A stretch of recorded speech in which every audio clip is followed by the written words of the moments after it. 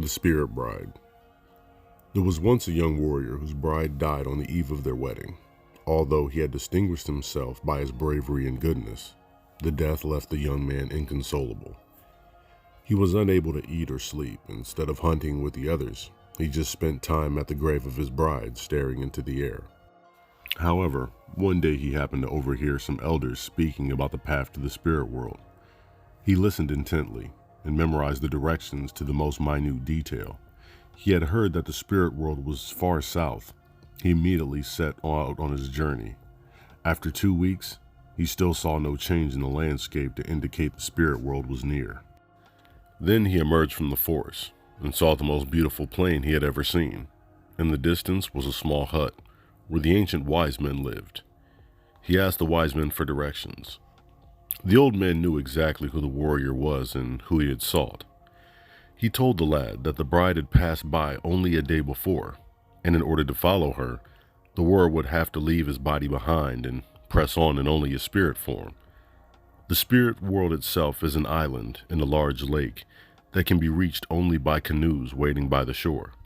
However, the old man warned him not to speak to his bride until they were both safely on the island of the spirits. Soon the old man recited some magic chants and the warrior felt his spirit leave his body. Now, as a spirit, he walked along the shore and saw a birch bark canoe. Not a stone's throw away was his bride entering her own canoe. As he made his way across the water, he looked at her. He saw that she duplicated his every stroke. Why didn't they travel together? One can only enter the spirit world alone and be judged only on one's individual merits. Midway through the journey, a tempest arose. It was more terrible than any had ever been seen. Some of the spirits in canoes were swept away by the storm. These were those who had been evil in life. Since both the warrior and his bride were good, they made it through the tempest without incident, and soon the water was smooth as glass beneath a cloudless sky. The island of the blessed was a beautiful place, where it was always late spring, blooming with flowers and cloudless skies, never too warm or too cold. He met his bride on the shore and took her hand. They had not walked 10 steps together when a soft, sweet voice spoke to them. It was the Master of Life.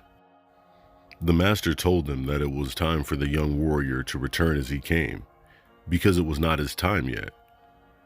He was to carefully trace his steps back to his body, put it on, and return home. He did this and became a great chief, happy in the assurance that one day he would set out and see his bride once again. And if you enjoyed the content, don't forget to like, comment, share, and subscribe. And as always, have a wonderful evening.